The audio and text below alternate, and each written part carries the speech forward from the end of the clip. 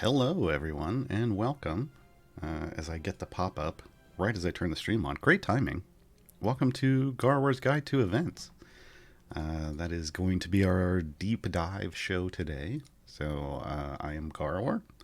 I'm going to spend the first hour or so of this 2-hour stream talking specifically about events, helping people figure out, what are they? What's the best way to do them? What are some tips and tricks? All that kind of stuff. We're going to go over that for like the first hour or so. And then in the second hour, we'll do a Q&A open to everyone. You can toss your questions in the chat at any time. Use the question colon thing suggested down below. And the wonderful Jay, who is on the C&E Games account, will grab those and throw them in a document for me so I can reference them once we get to the Q&A portion. Just know during the first half I won't be looking at questions or the chat really, except for right now. Hi everyone! Woo! Good morning, Neutral. Happy Saturday, Maelstrom. Yeah, good to see everybody here. So we are going to dive right in. I'm probably going to use my other account for this today, because usually people that have lots and lots of questions on events are probably newer players. So let me hop over to that account. Make sure it's going to show up. Yep, all right. So as you can see, if you can't tell, I am in an event variant right now. So we will let it do its thing in the background. Got one of our new champions in, a couple of our new champions in. All right. So away we go. So events, oddly enough, as I just put in the tweet that I sent out right before we came in here, events are the first things that I ever wrote a guide for in Idle Champions. I've always been a huge fan of events in games, if they're done well and enjoyable. Some games are hit or miss, but I've always liked making guides for events because events tend to be limited time in games, and that is true in Idle Champions as well. Having something you can reference to maximize your time and thus your enjoyment during said event always felt like a good thing to do, and it was something I always made notes for myself. So I figured, I just make them public and let everyone do that. So that's what got me started in writing and doing guide type content for Idle Champions, and 3 years later, here we are. So, what are events in Idle Champions? Events in Idle Champions are basically content updates that happen regularly. They're on a 3-week cycle, generally speaking. They deliver champions, new champions, old champions, gear for those, and then favor boosts. So in general, you use events to boost favor for your regular campaigns, and we'll go over all of those things in detail. How do you even access events? Well, if you're when an event starts, if you're in an adventure like this one, you'll get this kind of pop-up. Like there's always a differently themed little box that comes up over here, the little promo box. This one you can see for Liar's Night, which is what we're in right now. Looks like a bit of a jack-o'-lantern. It keeps track of some information. We'll go over all of that. You can click here to get some basic information about the event. So when it first pops up, if you don't know what's going on, it's going to tell you, hey, welcome to Liar's Night. There's a how to play FAQ here that you can review for some information. It gives you just the basics. And then you have champions. They give you 3 champions in every event currently in the current system, and that's the plan moving forward. And they'll give you the feature champion, which is always the most recent champion. So this is the one that arrived with this year's version of the event. And then the other 2 champions are from the previous 2 years. And when you click on these, we'll get more into this in a moment. When you click on these, you're going to get some more information. But how do we get to them? How do we actually start a mission? Because you can't, in general, start one from while you're inside one. If you come back out here, you'll see that Liar's Night, a box, has been added to the campaign list, which is getting pretty long for us nowadays with the addition of Icewind Dale. The event's always going to be at the bottom. So you click on that. So if you were somewhere else, you click on the event. It takes you to its town. It's whatever it uses as its headquartered town. You click on that just like you would anything else, and you're going to get a list of adventures and variants. Now, I have already done the unlock adventures for each of these champions on this account, but normally it would show it more like... Oh, no. No, yeah, it's still... We can't get them all to go away. It would just show the 3 in a row, and then as you do each of them, then it unlocks their variants. I always just kind of leave it like this, so I wasn't sure if we could make it go back to that original state or not, and we can't. So you're always going to get one... The way this works is each champion in the event is going to have their version of the basic adventure. So the basic adventure in this event is the Trickster's Delight, and they put parentheses around it and add the champion because each one... Oh, hey, we finished that. Each one has its own specific formation, as you can see down here. So just like a campaign, each unique event champion has their own formation. So this is Dinar's, this is Avron's, this is Esmeralda's. So events basically are kind of like little mini campaigns. You're going to hop in them. You're going to start off with 0 favor. You're going to have to earn favor, and you get a different formation that you're going to have to learn how to flesh out and build and optimize with each event and with each champion. So this is kind of the way I've always looked at events in Idle Champions is they're perfect little microcosms of the actual game. So in the rest of the actual game, each campaign has its own formation. Each campaign starts you off with 0 favor. Each campaign has adventures and variants you do, right? So you move through these in much the same way. But what an event teaches you how to do is to kind of maximize your efficiency, because events are only going to run for about 12 days. They start on a Wednesday, traditionally speaking. They end after 2 Mondays. So they'll wrap around to the next Wednesday and then wrap around to the next Monday. They start and end at noon Pacific. So you get all that time to work through and complete everything that's going on for the event and earn gear for your champions. But because it is a limited amount of time, you do have to use that time efficiently. So it's a great way to kind of learn how to kind of refresh things and learn new how champions work, because you're going to have to build out these new formations, and you may think of things that you've never thought of before and find out that, hey, maybe I can do things differently going forward. So it's a nice little refresher. And again, it is on a 3-week cycle. So it starts on a Wednesday. The next Wednesday, you're still in the middle of the event. Then it ends on the Monday. The Wednesday after that is a normal content drop. Like, so we get usually added stuff to the campaign and whatnot. And the Wednesday after that, an event starts again. So it's a pretty solid cycle. We've seen that be off a little this year, but that is rare. They have 17, because it's a 3-week cycle. There are 17 events in a year, which means you're always off with a week, which is how we ended up with some fudgy weeks this year. But that's fine. So you're always going to see that cycle. The same events happen. So it's Liar's Night is always going to be around right now. Each one, has its own name, has its own favor that you earn, has its own champions related to them. But the things that are going to hold the same is they're always going to have the 3 most recent champions. So whatever the newest champion is, plus the champions from the last 2 years. You're always going to be able to hop in, and they're going to give you different formations. They're going to give you variants. They're going to give you achievements. You're going to be able to unlock the champions and get gear. So in this way, they're always going to function the same. So there's a nice normalcy to that you can, kind of plan on and use plans for. And we'll talk about some of those plans here shortly. So, where do you access it? Obviously from the map screen here. Hop in and jump in whatever you want. Well, actually, since I completed this one, we're going to complete this. Now, when you complete a variant, I guess we should talk about variants first real quick. The variants, since I'm about to complete one, We are in the Devil's Scourge. So the normal unlock adventure is just a regular adventure. You got to complete area 50 plus to receive a random chest for that champion. So random means either a silver or a gold. And obviously, you're going to get favor.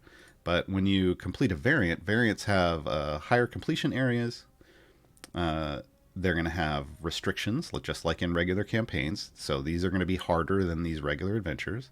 And the variants guarantee you a gold chest. So I'm going to complete this. I'm going to get a gold chest for the champion that this adventure is for, which I believe this is Esmeralda's.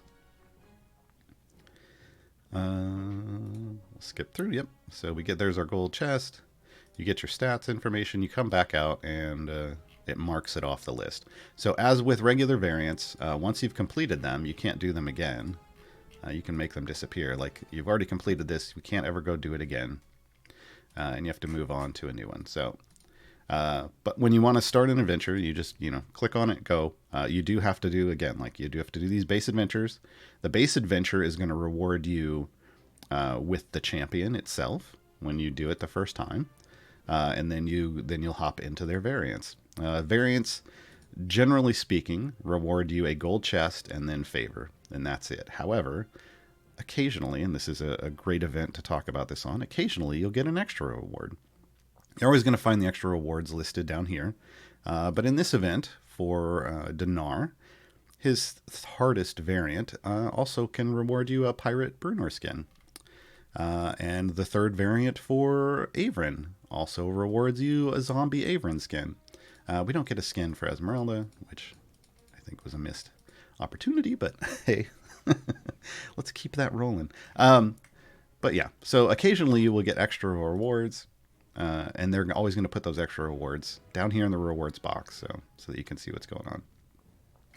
So once you decide you want to run an adventure, the one thing that you have to keep in mind with events is event adventures cost tokens, which are event tokens. Each event has their own event token.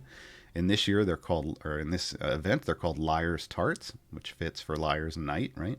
You can see the amount I have up here in the corner. And when we're in an adventure, you can see them in that little event box as well. They're tracked there. I have a lot, but you may not. We'll talk about why that is in a bit. Event tokens are not something that you can buy. They're not something that you can farm in that sense. They drop specifically over time as you're killing things, but it is time limited, so you get one every roughly 25 seconds, and they are just going to accrue in that manner throughout the whole event. So you can't speed that up by running speed potions. You can't try to kill things faster. There's no adventures you can go get more of them in. They are time limited on the server side, so they are going to distribute to you slowly over time. It is important to note there are times in the game when you're doing things where you're not killing monsters. See Azaka farming, for instance. You can do that during an event, and you're not going to lose those tokens. What happens is, even though you're not killing something, once you start killing things again, like you reset the adventure and you come back and you start killing stuff, the server does its best to catch you up on all of those tokens that it's doing over the next few drops, so that you start getting more and more and get what you earn. So don't worry about situations like that. Shouldn't be an issue.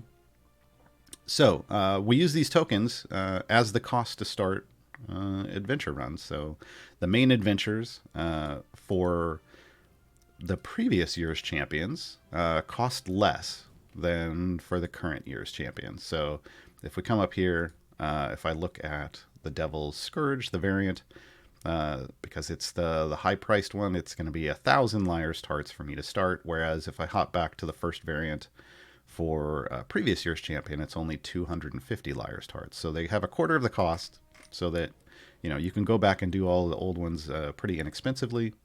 The newest champion's always going to be the premier, highest priced one.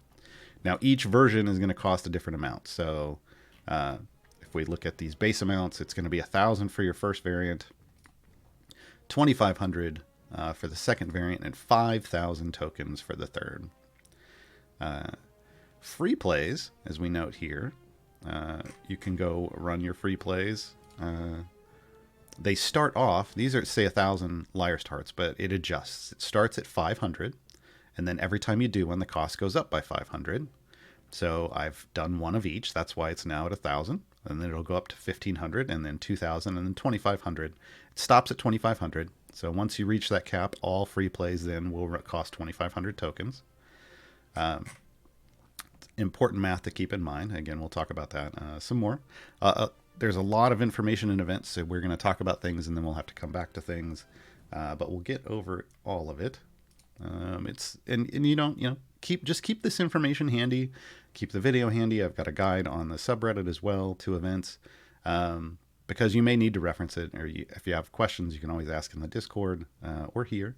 But we're going to go ahead and we're going to hop in another one of these just so you can see what happens. So again, it's going to cost me, because this is an older champion, it's going to cost me 250 tokens. I have to get to 75. There's restrictions here. It explains what they're doing. It's important to keep these in mind, because restrictions are, especially in events, are going to make each variant a little bit harder.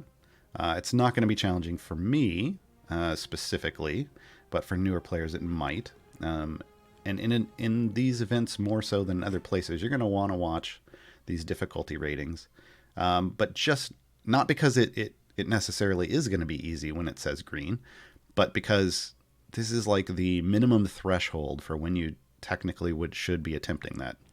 If you're newer and you don't necessarily know how to judge the difficulty yet of an adventure, because again, tokens, these event tokens, these Liar's Tarts in this case, these are limited currency.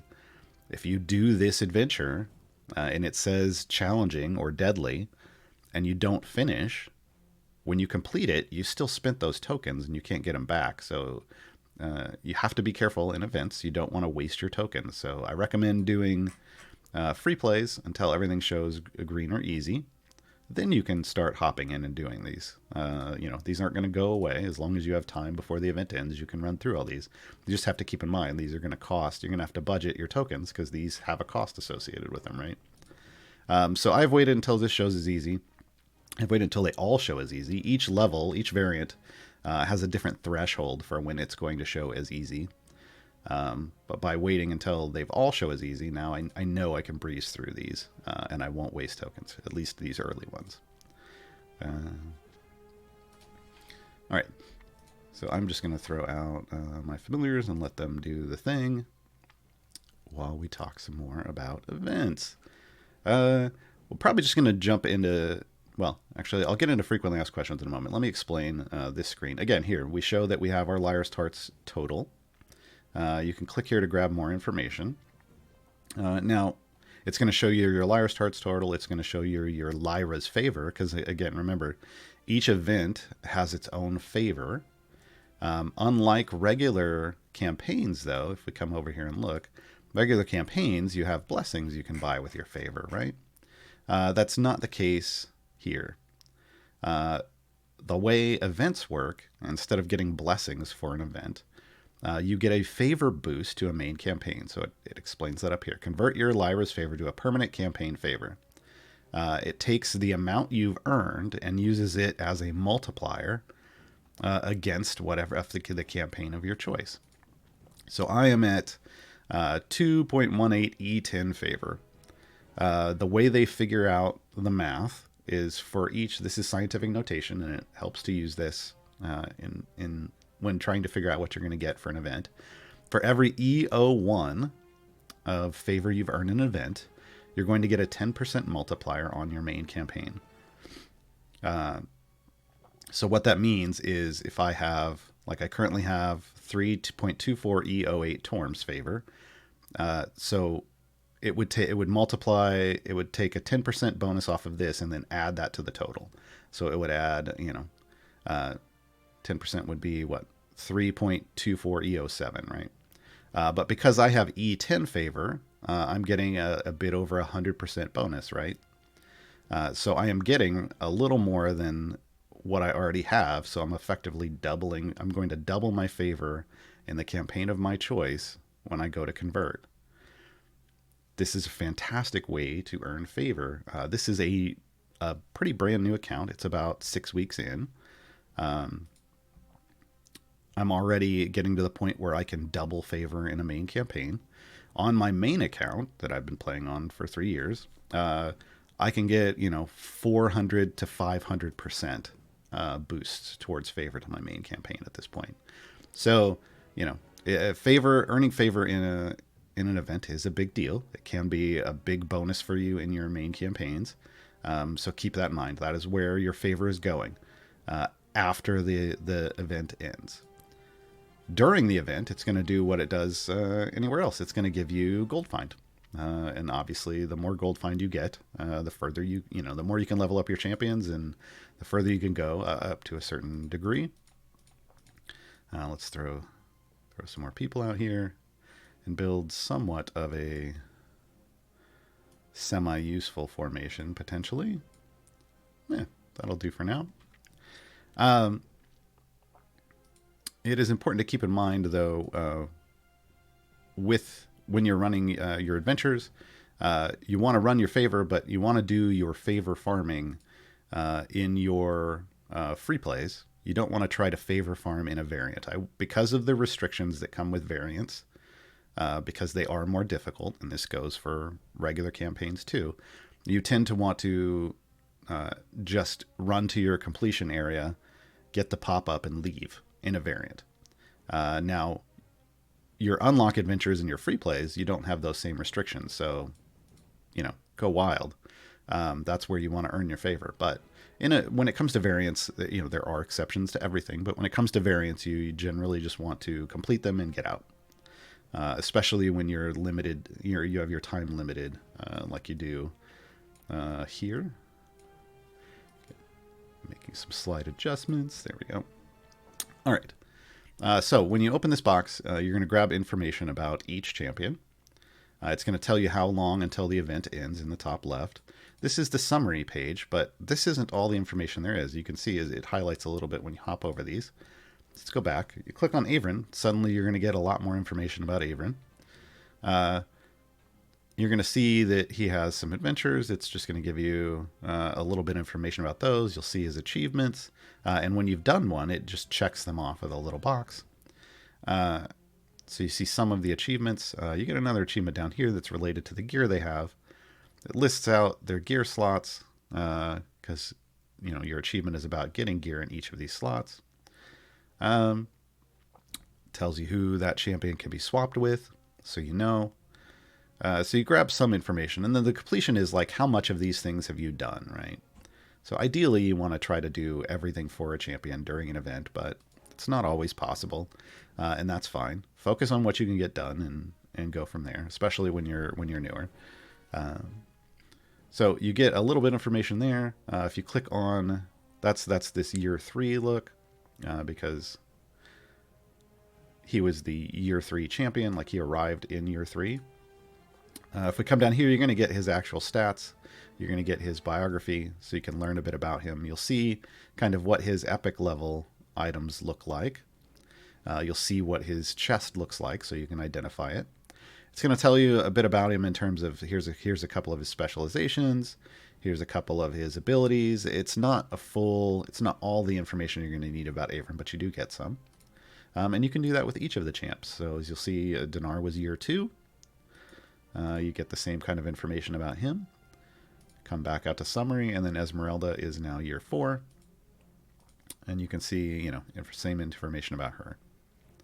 So you can get some information about each of the champions to try to figure out, like, well, which one do I want to do first? But it is important to note that with an event, you don't just want to pick up one champion. You want to pick them all up. There is definitely a gotta catch 'em all syndrome in some cases, but because this is how they give you champions, you want to make sure when an event is up, at the very least, you're picking up all those champions.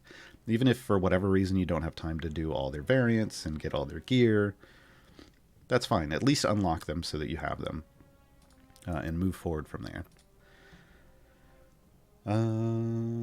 Remember, if we missed any basic things about events, so they happen every 3 weeks. They're how you're going to get your champions, gear for those champions, and favor boosts for your main campaign. Keep in mind, they're not the only way you get gear for event champions. There are other ways, but this is just one of the delivery methods for gear. Speaking of, that's where we needed to go. When you do free plays, it's important to note that when you do a free play, one of the rewards is a random chest. So as long as you meet the requirements, which is right here, the objective, complete area 50 to receive a random chest. So that means you just need to beat the boss at 50, move to 51. And if you complete after that, at any point after that, you will get a random chest as a reward. If you complete on 50 before killing the boss, you're not going to get anything, and those tokens are wasted. So make sure you're pushing to at least area 51 every time you do a free play so you can get this chest. The way the chest drops work is it is a random chance to be either a silver or gold chest for that champion. However, there is a pity timer associated with it. So if you are just getting silver chest after silver chest after silver chest, if you get 3 silver chests in a row, your 4th will be guaranteed to be a gold chest. So you're guaranteed at least a 1 in 4 ratio in your chest. Now, you can get really good luck, though, on the other hand, and end up with 4 gold chests. It's just, RNG is going to do its thing, and you kind of have to work alongside it. So this is important because, as we talked about earlier, token costs are what get you into free plays. The maximum token cost is 2,500. And so if you have the worst luck ever, it will take you 4 free plays to get 1 gold chest, but you'll also get 3 silver chests along with that. That will be 10,000 tokens. If we come here to the shop, there's another way you can pick up gold chests for your champion. Obviously, you can buy them with cash, but they're also, you see, 1 gold chest for 10,000 event tokens. It is, as I just explained, it is better to spend those 10,000 tokens to get at least 1 gold chest and 3 silver chests than it is to come to the shop and just buy 1 gold chest. So, Gaarawarr, why does this exist then? There are times when you're just not going to be able to do the event. Those tokens are going to accrue over time during the event, and you might show up on Monday morning, like at 11, so it's an hour before the event, and you just don't have time to use those tokens and get you some gear for a champion. Maybe you can unlock the champions real quick, but you can't get any of their gear. You can then come to the shop and spend those tokens so that they don't get wasted. Because once an event ends, even if this event was about to end and I had 65,000 tokens and I didn't spend them, they just disappear. They're gone. They don't get saved for the next year. They are gone. That is just how event tokens work. So, if you find yourself in that scenario where you just weren't able to play, it's the last day, and you don't have the time to spend all your tokens, it's totally okay to come here and buy a gold chest. But in general, you want to just run repeated free plays to level 51. Oh, we're getting the thing. Oh, it showed up for a second. There he is. There's Bruno and the dragon.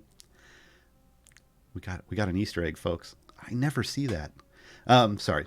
So it is better for you to run free plays to 51 repeatedly for at 2,500 token cost to try to get chests and gear as opposed to coming to buying one.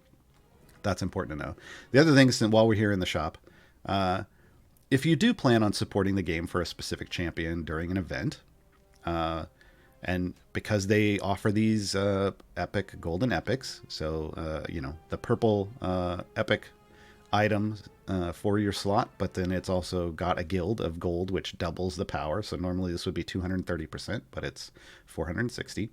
If you plan on doing this and buying some chests, like whether it's 3 or 7 or 16, or you're going all in and getting everything, do this before you start opening the gold chests that you're earning from your adventures, for this champion.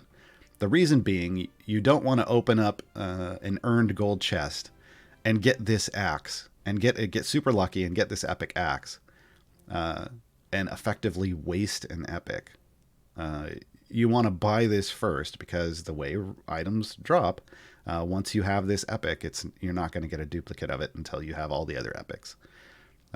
So, if you plan on spending money, just know that it's better for you to buy and open this first before you're opening up whatever earned chests you have in your inventory for that champion. Keep that in mind. Obviously, do whatever you want. It's your game, but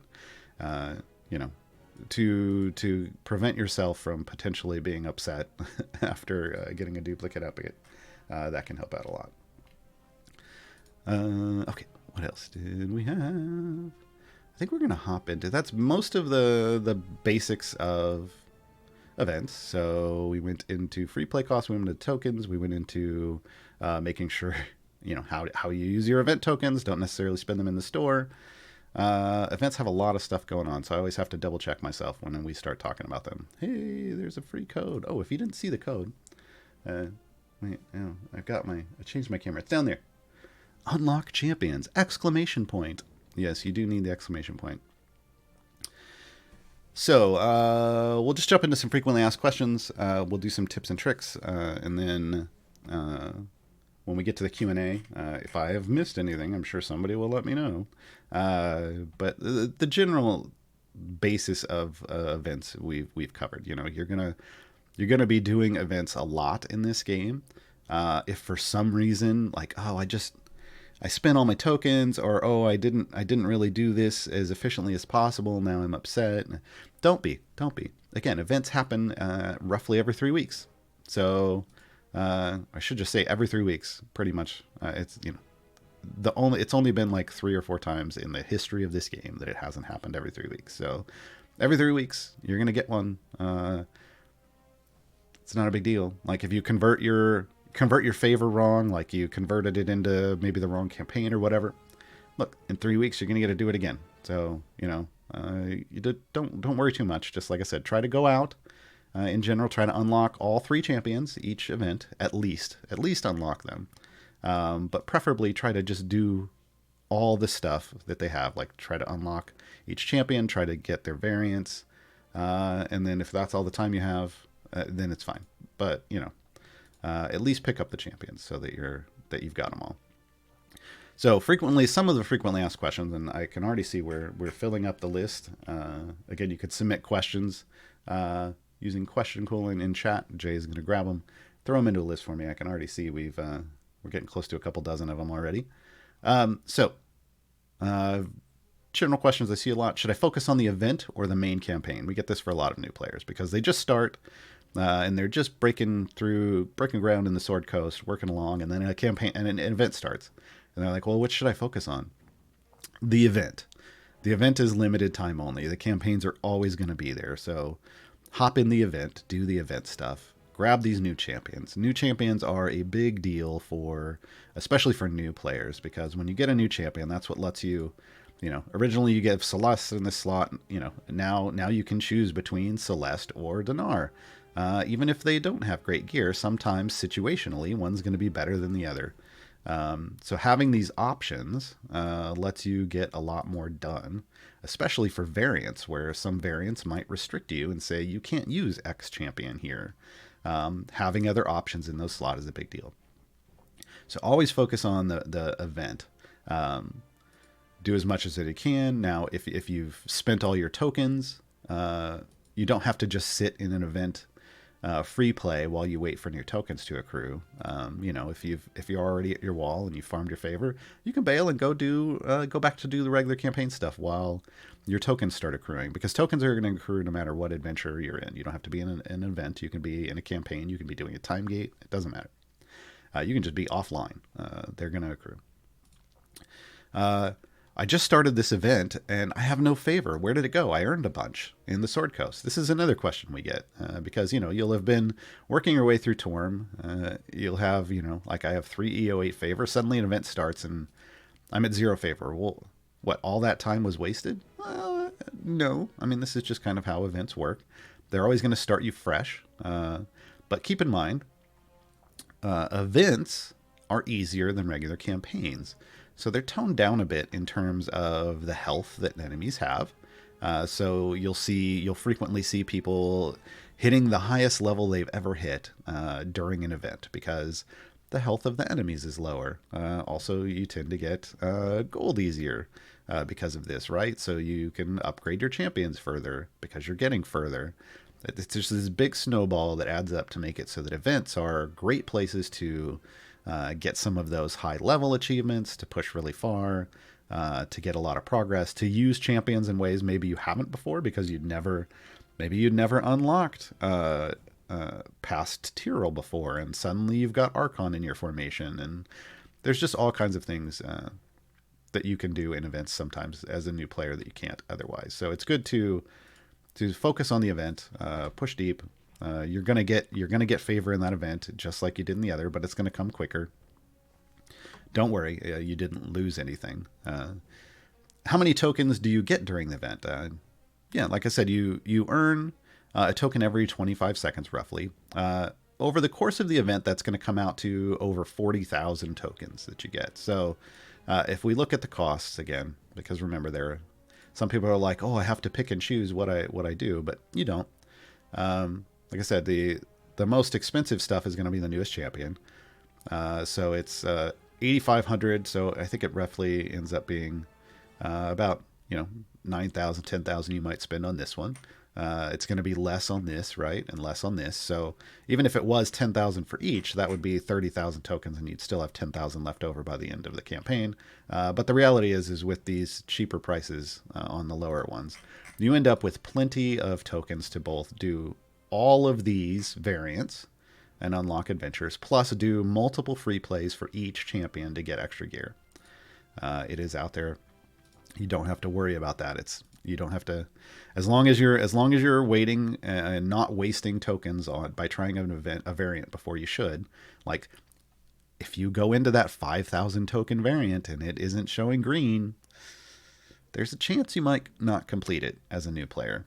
There's a chance. You might totally be able to beat it, but there's a chance you might not, and that's a lot of tokens to waste. So keep that in mind.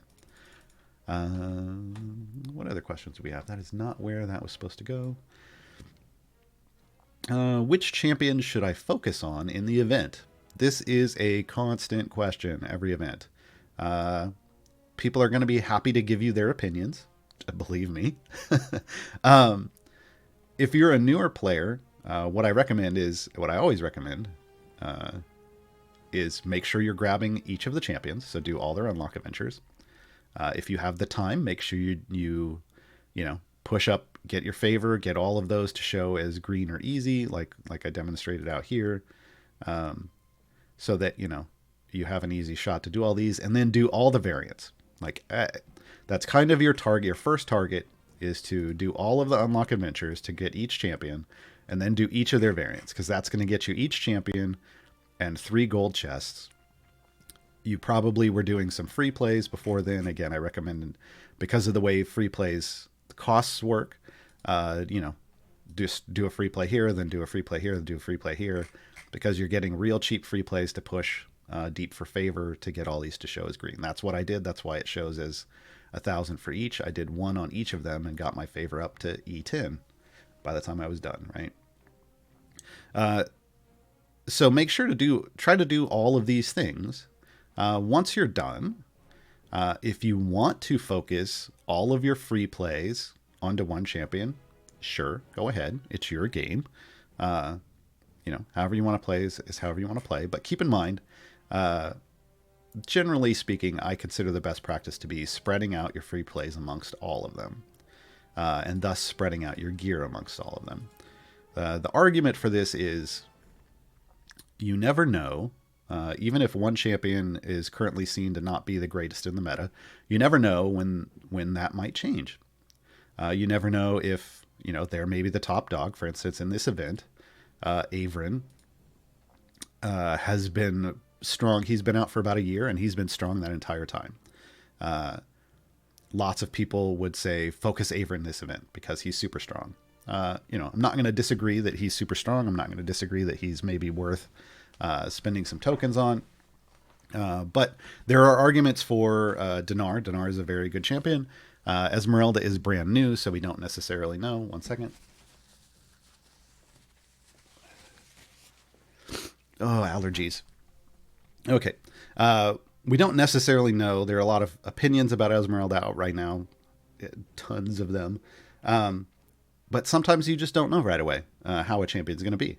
And you don't know what's going to happen to champions in the future. So if we want to use an example, when Zorbu initially came out, he was okay. He wasn't super amazing. Now he's considered the top DPS champion, the OP one you should always go for once you get to the point where you can unlock slot 12 easily. He did not start out that way. So in his first event, he was probably somebody that maybe people avoided. Then he got balanced. He got like a rework, and suddenly he was crazy. And now everybody wants stuff for him. So if in the opposite sense, you have someone like Barrowin. Barrowin was released really strong, and people could do lots of crazy stuff for her. So people went all in trying to get gear for Barrowin, but then she got balanced, and now doesn't get used a lot. Right? You never know when the meta is going to change. You never know when it's going to shift. And sure, if you just want to max out someone that everyone tells you is good, and then deal with the consequences later, go. It's your game. I personally try to balance my gear out amongst all three champions. So on this new player account, I will be splitting up all of my tokens between the three of them because, I never know when the meta is going to change. They might add a new champion 2 events from now that makes Esmeralda amazing, or they might nerf Averin. Like we don't know. We don't know. So keep that in mind. One of the other reasons I like to keep balanced pool of champions and average gear on all of them if possible, is because when you're doing variants, you're going to be restricted as to who you can use at times. Also, patron variants get super restrictive. So having lots of options and having them decently geared helps you have power to move forward. So whatever you choose to do with your game, it's your game. Go all in on someone if you want, or don't. Just make those decisions based off, make informed decisions with all the information, right? Pros and cons. So events and time gates are the same thing, right? I've been seeing this a lot lately, and the answer is no. They are separate systems. That yes, they both can deliver you champions that you don't have. They can both get you some gear for those champions, but they function in different ways. I just did a Gaarawarr's Guide to Time Gates in combat not too long ago. You can check that out on the C&E Games YouTube channel for more information on time gates. But know that they function differently. Time gates have some different mechanics because they don't have tokens that you have to use. You don't run free plays there for chests. It's just a little, you're limited on a lot of things. Obviously you only get one champion, so they're kind of sometimes we call them mini events, but they don't function the same way as events do. So don't come in and think that the rules for time gates apply to events, or vice versa. And finally, one we get a lot lately, does multi-party work with events? Like, can I run a party doing a free play and farming for favor, and then have another party farming for favor or doing something? Technically, yes. Technically, you can run your multi-party mode in an event. I would say that it is very inefficient to, say, farm favor in both parties. That's kind of defeating the purpose. If you're going to be farming favor, you want to use favor to then you want to use the favor that you gained in that run to make it easier to farm favor in the next run. So you'd be hamstringing yourself trying to run favor in 2 parties.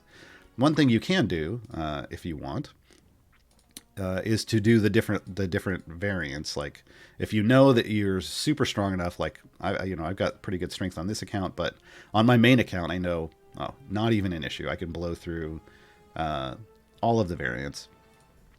I could run 2 at a time. Like, I could hop into costume fans with one party and hop into next time champions on the next. What you can't do is do the same variant, like on both parties. There was a bug once that let you do it, but what happened is once you earned the reward on one, you didn't get anything for the second one. So it was a waste of tokens and time. So no. So you want to, if you're gonna do multi-party, pick some different variants, but don't necessarily run free plays on both parties. That's a waste of energy because you're not getting the bonus from your favor like you would normally. Okay, tips and tricks for events. Wow, this is going to take a while, folks. Let me actually take us back to my main account, just to demonstrate. So on my main account, which has fewer tokens, ironically, I burned through them all. As you can see, I've completed almost all the stuff. I've got all the gear. I've done all the variants. I think what I'm missing is, I'm missing this one achievement. So that's the only thing I haven't done. So on a main account, we're only a few days into the event. As you get a lot of power, you can finish an event very quickly in terms of getting all the stuff. Then you spend the rest of your time just doing free plays for tokens while you go do something else. So that's just a feature of having played a long time. And as you'll see, my Lyra's favor is E28. I have a long way to go. I'll most likely get into the E40s. Favors, even though I could do all the variants, and we get this question a lot too, is I did all the variants. Should I bother pushing deeper, right? We'll touch that one first, actually, before we go into some of these tips and tricks. Yeah, you should. Like, if I just stopped at E28, I would be missing quite a bit of favor. But you need to decide for yourself, like, on my new player account, I'm at E10. I'm not going to get a whole lot more than that. I might get to E12 or E13. I'll potentially try it, but I'm not going to spend the next week and a half trying to eke out to like E14 or E15, like to grab another 10%. It's not worth it for that 10%. But if you can grab another 100% or 200%, yeah, you want to do that. Okay, keep that in mind. Tips and tricks. We'll do this from the main account because I can access all the things here. Number one, save up your bounty contracts for events. Because bounty contracts, if we go look, they specifically state on them, claim a bounty worth 30 minutes of offline gold earnings. Also awards event tokens if an event is running. So I said at the beginning, event tokens are limited currency. They happen over time. You're going to get about a little over 40,000 of them during the event just based off time, but it takes time. There's no other way to farm them. Well, you can't farm them, but you can save up bounty contracts in between events. So as you open your gold chests, you're going to get bounty contracts, either small, medium, or the large, which are the purple ones. They're going to give you different values of tokens when you pop them during an event. So, small is 30 minutes, a medium is 4 hours, the large is 8 hours. What does that translate to? Small contracts are going to get you 72 tokens when you open it. A medium is going to get you 576, and a large is going to get you 1,152. So you can actually do this math and figure out, like, I want to run more free plays and burn through some tokens and get more. That's why on my new player account a moment ago, you saw I had 60,000 tokens. Well, that's because between the last event and this one, I had saved up all my bounty contracts, and then once the event started, I opened them all. That is my preferred strategy. Some people hoard them and decide, okay, there's an OP champion coming up or someone that I think is OP, and I'm just going to use tons and tons and tons of tokens on those to get as much gear as I can for them. That's another strategy you can use. I like to burn all my bounty contracts each event because, again, my preferred strategy is to make sure gear is roughly equal on all champions. So that's how I make sure that I'm getting equally geared champions every event. Whichever you choose, again, just know that this is how it works. Know that you can get extra tokens and know that there are different ways you can decide to strategize with them. Another tip, use your unlock adventures as favor runs. So again, when you start this off, Let's hop back out to Liar's Night. You see this, you'll see, your little Trickster's Delight. It'll be dinar. It'll say unlock dinar. It's going to cost X amount of tokens, and you'll get dinar. But there's no restrictions on those. So run them like a free play. Get in, push as far as you can, get as much favor, hop out, and then go to the next character unlock, and do that. And you'll be able to push further. And these are always pretty cheap, comparatively. So when you start off. So doing those real quick lets you do effectively 3 favor runs in a row. That's where I got all the favor on this account. So between these 3 runs, I got the 28 gold. It took 3 runs plus 3 free plays on my other account to get E10. So that's more of a optimized new player push. But make sure you're using your unlock adventures as free plays. Don't just go to 50 and close out on a regular adventure, especially when you're limited like you are here in events to buy tokens to how many things you can do. So, make sure you're super efficient. Oh, window, please stop. Please stop moving things around randomly. Thank you. Okay. Another tip. Don't attempt, I think I covered this earlier, don't attempt variants until it shows green is easy. Again, you're limited by tokens. You don't get that many. Spend your tokens wisely, right? Don't just throw them around at random, because you can't get them back unless you've got bounty contracts. And even then, why waste all those? The next one I already went over. If you plan on buying chests for an event champion, do it before you open any of their gold chests so as not to potentially waste an epic drop. Again, pretty straightforward, but people don't necessarily always think about that.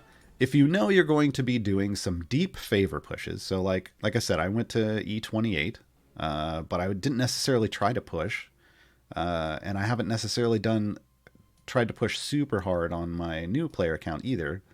But if you are planning to make some attempts at maximizing your favor during an event, do it with the weekend buffs. So like this weekend, got a pretty decent setup. If you have Zorbu's going to be doing more damage.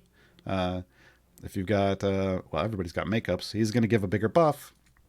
If you got Briv, he's going to have a bigger buff for his tanking stuff. Catty Bree's got more damage. This only matters if you're using her as a DPS. And this really only matters if you're using Dellen as a DPS. So, but sometimes that you'll have you'll hit even just one solid OP champion that you have with some major damage buffs. It's going to help you push deeper and get more money. Sometimes they'll have a gold find bonus here. And obviously, if you're doing favor pushes, that's going to matter. So try to time your favor push on a weekend. So, right away we get the first weekend out. It's okay, but there's no gold find bonuses. So, but because the Zorbu is a big deal, if you've got Zorbu, you're going to try to push deep this weekend. But then again, if it doesn't look good for you this weekend, know that there's going to be, another weekend buff next weekend, and keep that in mind. Maybe you wait for next weekend for your deep favor push. But by waiting, you're going to kind of maximize your push, right? You're going to get those extra bonuses. And that's also a good time to then pop potions. Because frankly, just like bounty contracts, saving up some potions for events is a big deal. I don't necessarily recommend using them on your early pushes, but when you do go to do like these later final, I'm going to use my weekend buffs, I'm going to push as deep as I can. That's a great time to use, full stacks of potions at your wall to try to get as much out of that weekend as you can get. And now the reason why we came back to my other account, surprise, surprise, certain blessings are incredibly helpful for events. And obviously perks and your Modron core is too. But if we hop into specifically blessings, every campaign has global blessings, which are, on PC, you see them off to the side. I think on other places they're like the 4th one down. But these ones that say all champion damage ×2 over all campaigns, it's not just on campaigns, it's also in events and time gates. So these double damage bonuses that you get in every single campaign also apply to events, and obviously then can make events easier for you and let you push further. So things like this are what you're going to want to keep an eye out for. Specifically, grabbing those tier 1s over all campaigns is good as a newer player. Temporary Worship and Kelemvor. So this is Tomb of Annihilation. Increases the amount of favor gained from resetting in event campaigns by 25%. So that means basically every time you complete a favor run, you're going to get 25% more favor in your event. Obviously a big deal and helps you shoot up real fast. I do have this on my new player account. That's why I was able to get to E10 so quickly on a newer account. Gaarawarr also has a tier 4 bonus. Obviously it's further in, but Gaarawarr, if you attack it pretty directly as a new player, you can max these out within a month and a half. So focus on the core increases the damage of the original 12 champions by 400%. Again, it says overall campaigns, but that means everywhere. So as a newer player, you're probably still using a lot of the core champions, those original 12, and maybe one of those is still your DPS. So this can matter quite a bit for getting this kind of bonus is nice. And again, it's not super difficult to do for a new player. Pushing all the way through Tomb of Annihilation it's the easiest campaign in the game. I'm just going to say it because of its blessings. So keep that in mind. If we hop over to Waterdeep, though, tier 2 in Waterdeep can be nice in certain events because it increases gold dropped by humanoid enemies by 25%. Humanoids feature pretty prominently in most, if not all, events. So another way to get you some extra gold. Tier 3 as well. Increases the damage of all champions by 2% for every piece of epic equipment of epic rarity over all campaigns. Now, this is one that gets better over time. So as a new player, it may not be something you need to shoot for right away, but just know that this is another bonus that applies everywhere based off the gear that you're getting. And it can be nice. But then specifically, tier 4, back in the Sword Coast. This takes a little bit of work, obviously, so new players aren't going to have it right away, but getting down here to start strong is great. This is a specific event-related blessing. So start all events with 2,500 more event tokens. That is effectively one more high-level free play, but if you want to look at it that way. Having that is nice, but what's more important is it means that the moment an event starts, you've got 2,500 tokens. So you can just dive right in. You don't have to wait to earn up some tokens to start your first champion unlock. You can jump in and start doing lots of missions right away with those 2,500 tokens. Keep in mind, you have to have purchased this blessing before the event starts to get that bonus. This is a rare situation, and there are a couple of them, where sometimes, like, if you have enough to buy it, even if it took, normally you don't want to buy things if a warning pops up, but even if it took all your favor right before an event started, buy it, get those 2,500 tokens, and then you can always just reset your blessings until you can afford to keep it. That is a way you can kind of cheese the system. There's also one over here. If I remember correctly. Oh, no. I'm thinking of something else. Never mind. Moving on. Perks also help out. One moment.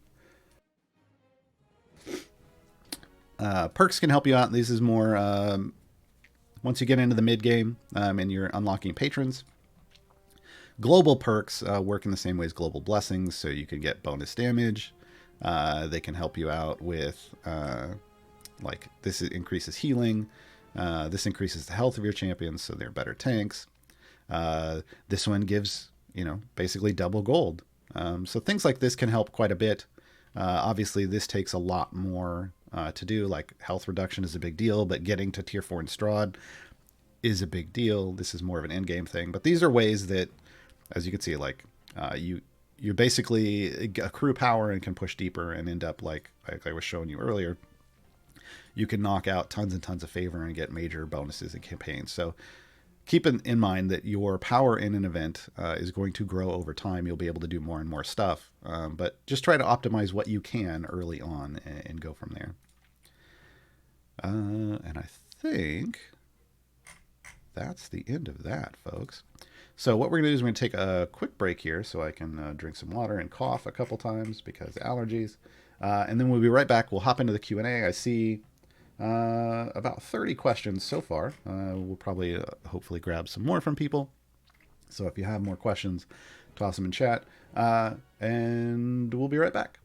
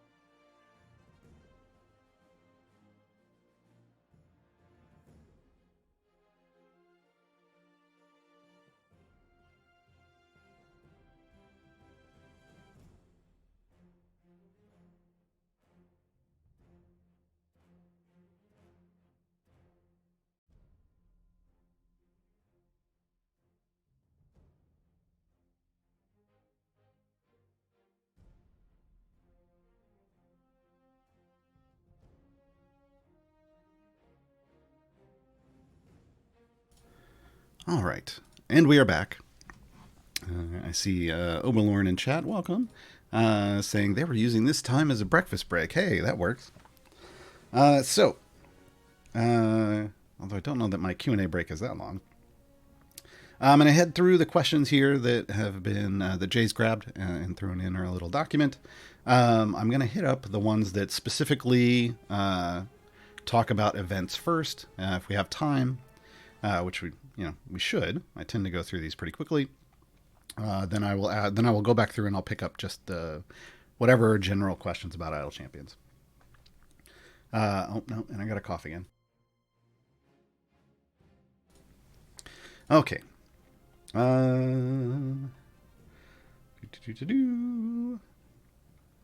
When gearing up a new champion, do you recommend deeper pushes or quick resets every 50 for more chests per hour?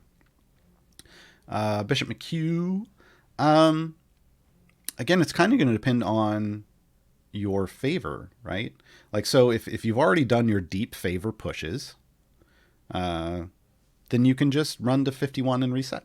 That's totally fine. But if you haven't, if you still need more favor, if you haven't made all your variants to green yet, I think the first thing out of the gate that you do is you do those unlock adventures, you push for favor, and then you do free plays, and you push for favor to try to get your all those variants to show as green. And then you do the variants, because that's going to be a huge token sink. And then once you've done all that stuff, if you have all the favor that you want, then you just cycle through and you do your runs to 51. So, like when I started, I opened on this account. I burned all my contracts. I had like 88,000 tokens. I did those, I did my initial unlock.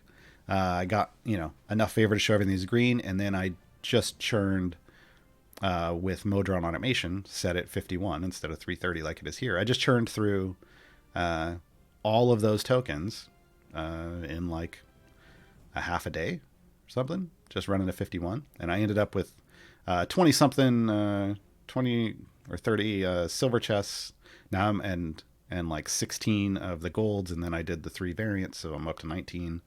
I'll open these on Friday on GG2E to gear out Esmeralda, but right now my Esmeralda is in mostly blues with 2 greens left. I got real lucky.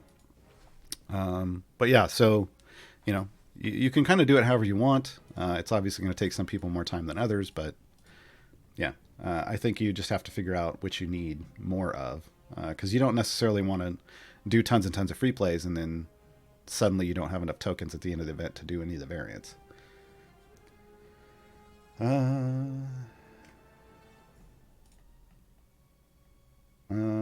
have a question. When Avern hits Jarlaxle with mirror image, I don't see the damage going up. Is this a bug or am I doing something wrong? I guess it's going to depend on what you're looking at. If you're looking at like base DPS, that's a lie. Stop looking at it. Go back to my time gates and combat video and watch that to know why. What you want to look at is your bud. When a mirror image goes on Jarlaxle should be doing more damage. It'll show up here. It won't show up in base DPS. You want to look at bud. If it's still not, and it's not changing things, and Jarlaxle is attacking, and you're paying attention, and you're double checking all the stuff, then submit a ticket, see what happens. But yeah, if you're looking at base DPS, that's what you're doing wrong.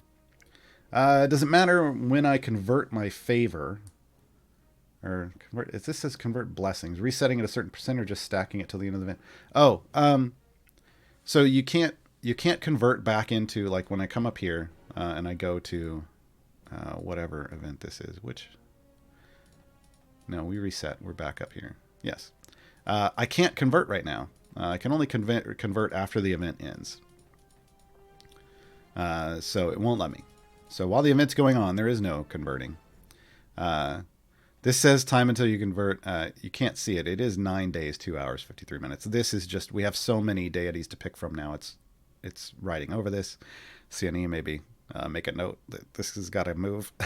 Now something's got to move, because this doesn't work. When there were only 3 or 4, it didn't cover this box. But yeah, you can't convert right now during an event. So, you just keep doing your thing during the event. After the event ends, there is a constant argument that goes on in the community about when you should convert your event favor. Should you do it right away? It gives you a week. Should you wait until the end of the week? My argument is always that math is math. A multiplier is a multiplier. If you do it at the beginning, you're going to earn more on all your other runs. Other people, even if it doesn't look like it's a huge gain, other people are like, no, like farm favor in that campaign all week and then convert at the end of the week, because they like to see big, huge numbers. But at the end of the day, make your decision. If you're not going to be doing any favor runs, then you can convert right away. If you'd like to see big, large numbers and you don't believe me that multipliers are multipliers, then farm lots of favor, wait till the end of the week and convert then. But at the end of the day, it's going to happen. You're going to be able to get that conversion every 3 weeks. So even if you think you screwed something up, in 3 more weeks, so you're going to be fine. Our events are back-to-back, or how long between them? Like I said, they happen every 3 weeks. They last for 12 days. So you've got, another week and a half in between them, roughly. So again, they start on a Wednesday. They end on a Monday, like 12 days later on a Monday. The Wednesday that follows their end is a content drop weekend. The following Wednesday is another event. So they're pretty constant.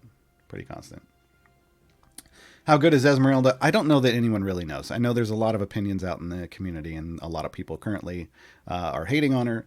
I think she's got fantastic uses. I think a lot of champions, we have 70 champions in the game now. They can't all be, oh my god, amazing, OP all the time. We've for a long time, we've been at the point where there are going to be niche use champions. She's one of them. She can definitely do some crazy stuff with debuffs if you're using a lot of debuffs. Yeah, they can't all be Krull, Jay says, yes. She does a lot of things with debuffs. She has like a favorite enemy feature, not unlike Minsk. So she can be really good in very specific stuff. On my new player account, next Thursday morning, on our Marzawar challenge stream on my channel, twitch.tv/Gaarawarr, I am going to be attempting Dragon Bait on an account that's, a month and a half old. Dragon Bait is the hardest unlock in the game. It's the hardest variant, like challenging evergreen unlock in the game. So it's a little wild that I'm going to even attempt it 6 weeks in, but here we are. And I am going to attempt to use Esmeralda because the people I'm fighting are, I can use her bonuses against them, and I'm certainly going to try. I just think that's probably a good scenario for her, because she has bonuses. One of her bonuses is if you're attacking an armored enemy, she gives everyone that she gives her bonus to the ability to hit that enemy twice, right? So Valindra, the boss on Dragon Bait's unlock variant, is armored. So if I can chew through her faster, hey, that's a good deal, because she hurts. So the faster she dies, the better for everyone. So yeah, I think there's going to be situational uses for her. Like I said, I'm gearing her up. On my main account, that's where all my, as I showed, that's where all my stuff is going. I don't go back because I already have full epics on the other champions. I don't go back and put gear on them. Again, like how hard am I on this averaging out champions? If we look, whereas Esmeralda's new, so her average item levels are 6. This is just going to be the way it is. I don't worry about what their average item level is until they're in full epic. Then what I do is I move them up to a floor. As you note, there's a few here at 80. 80 is my current floor. So the lowest item levels that I'm going to have on any champion is going to be 80. Once she's in full epic, I'll boost her up to 80. But if we look, like Kreidel is considered probably not one of the greatest. Xander, not one of the greatest. I've got them at 80, right? But if we scroll down and we look, Krull, the best champion in the game, hands down, I tell everyone he's the most overpowered champion in the game. He's at 80. He's at my floor. Avrin, the second most overpowered champion in the game. He's at 82. He's at my floor. Zorbu, where is he? The most OP DPS champion in the game.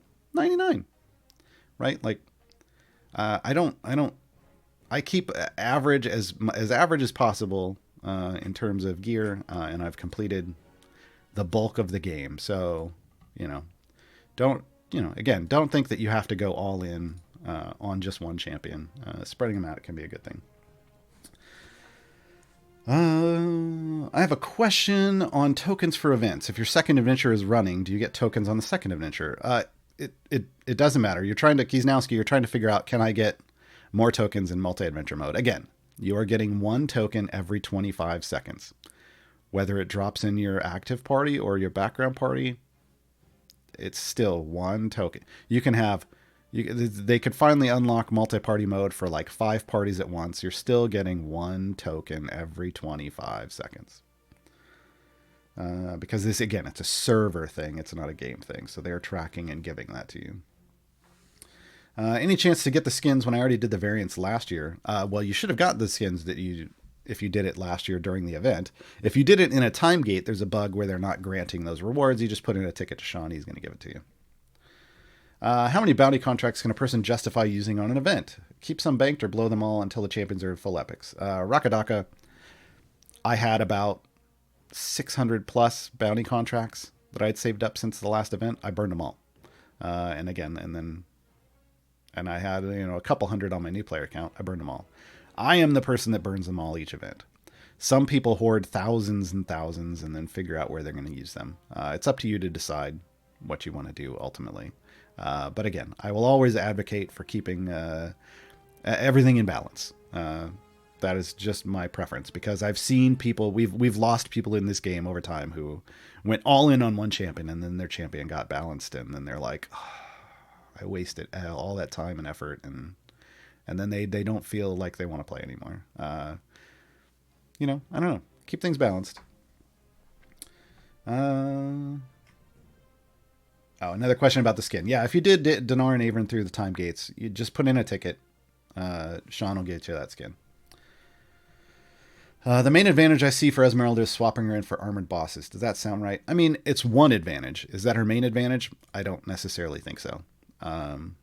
She also, again, she has her favorite enemy bonuses. So there's, I think it's a brand new champion and everybody's going to kind of figure out what's going on.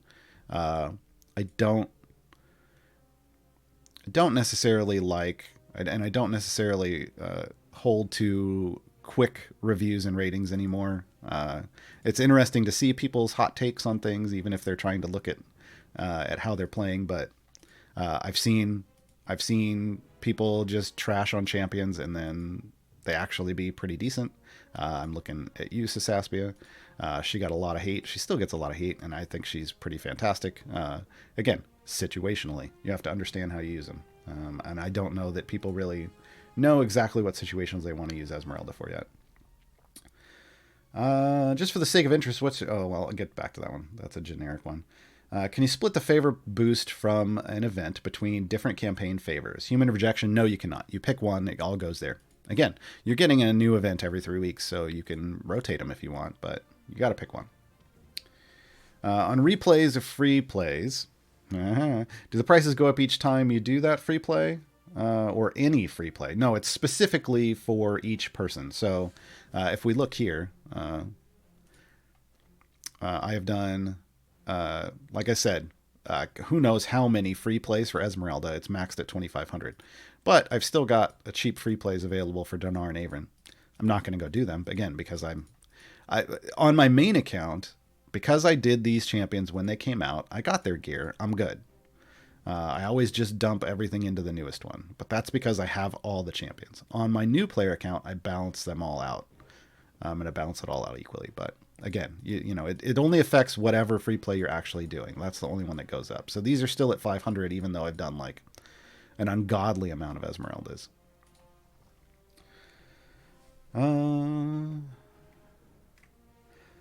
Yeah, what's my take on Esmeralda? My take on Esmeralda is she's probably more useful than a lot of people think.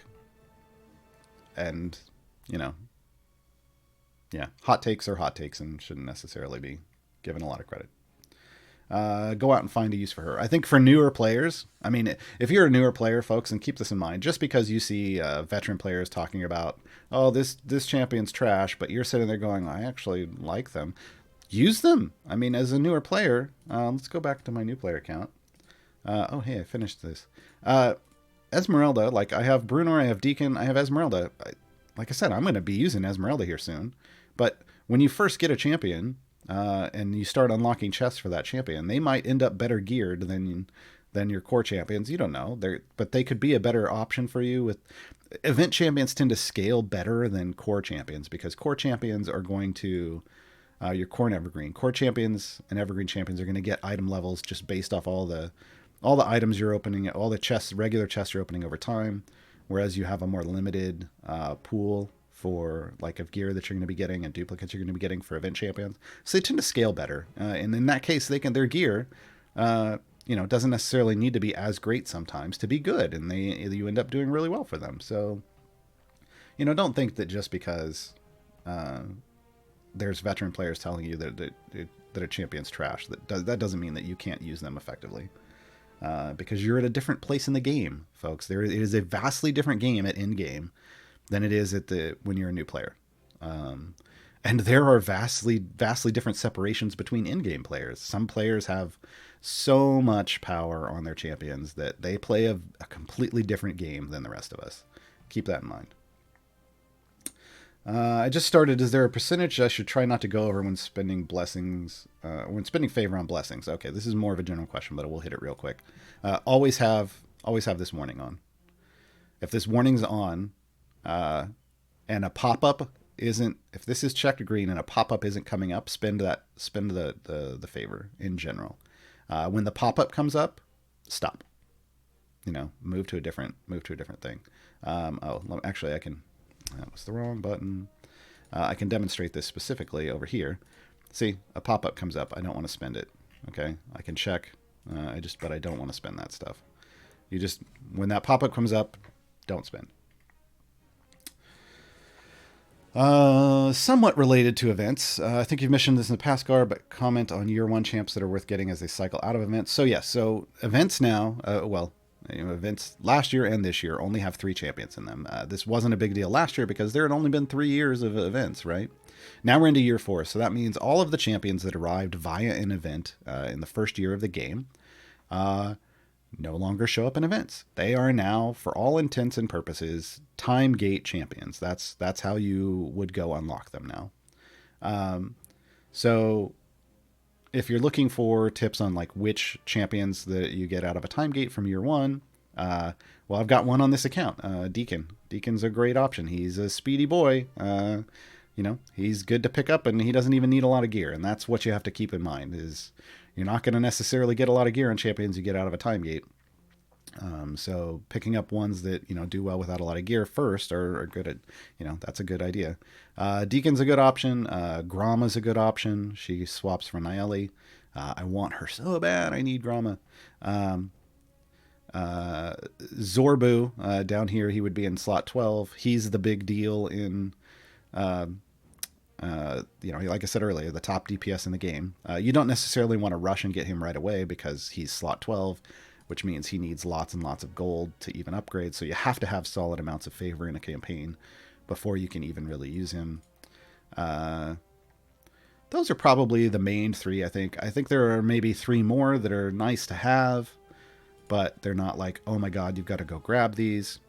So yeah, I do it on a case-by-case basis. I grab Deacon in my second manual time gate. Crawl's my first. Crawl should always be your first manual time gate. I grabbed Deacon in my second because I needed that speed. For newer players, what priorities would you place for conversion of favor after an event? Whatever event, like I'm going to go into... I'm probably going to convert back into Torm as a new player on this account. Even though Gaarawarr is higher and would get me more out of that conversion, the reasoning behind that is I've done all the main adventures in Gaarawarr. I know I can farm up some more favor there. Whereas I haven't done everything in Torms yet, and I need to farm more favor. But Torms is harder to farm in because you get one less champion. It's a 9 champion formation versus 10 in Gaarawarr. In general, though, what you want to look at is, what are you working through at the time? What do you need favor for? And go there. Like, if I felt I needed more favor, like if I try to do Dragon Bait, but I fail, and I don't think I can get favor there any other way, then maybe converting if I don't want to wait. But, that's going to be long enough out that it's not going to work for me. So you just kind of have to look, like, what am I working through? What am I having trouble on? What am I having trouble farming favor on? And put it there. On my main account, I always convert into Torm because I have more than enough in all the other campaigns. I can farm there easily. Torms is the one that's hard to farm in. So, again, it's subjective to your account. What's the best out of the 3 event heroes currently? Avron's considered the number one, or Avron is the number 1 support champion in the game. But again, like I said, I think you should grab them all. You should gear them all up. And in general, I like to make sure I gear everything up equally. How the heck did he get so many event tokens? Well, I kind of went over that. I opened up all my bounty contracts. That's the power of bounty contracts. Save them all up in between. You got, again, once I burn them at the beginning of an event, and then I don't use any more until the beginning of the next event. So I save up 3 weeks regularly of bounty contracts for every event. Is the pity timer related to all gold chests, or does every champion has its own pity timer? Every chest has its own pity timer. So every unique type of chest has its own pity timer. Do event tokens drop for each party or only for me? Yeah, we did this one already. No, it's just event tokens only drop 1 every 25 seconds. It doesn't matter if you've got 500 parties or 1 party. If I'm getting slower favor gains in the event as a newer player, but have tons of bounties left, do I try to grind more free plays or buy the chests at 10k tokens a pop? You do not buy chests ever. Well, no. I gave you the one situation earlier where you would buy chests with tokens. That's it. Only if you're out of time. Otherwise, you're going to grind free plays to 51 to get chests. But again, yeah, if your favor is slowed down as a newer player at E14, which is seems about right. Yeah, just churn out those event runs to 51 and grab those chests.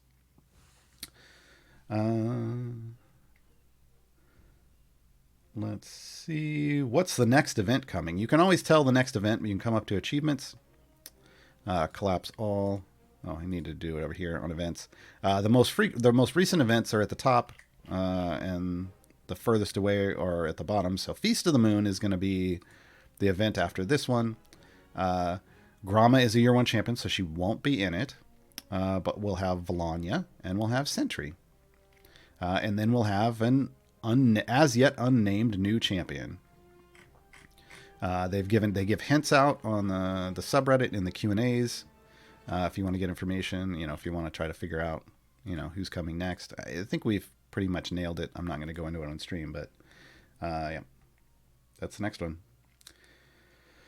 How can I open more champions? Well, again, you do the event. You can get 3 champions each event. After that, you spend your time gate pieces. Like I only have 2, but if I had 6, I could open a time gate. in the off week when there isn't an event going, the Friday of that off week, there's a natural time gate, and you can grab events out of those as well.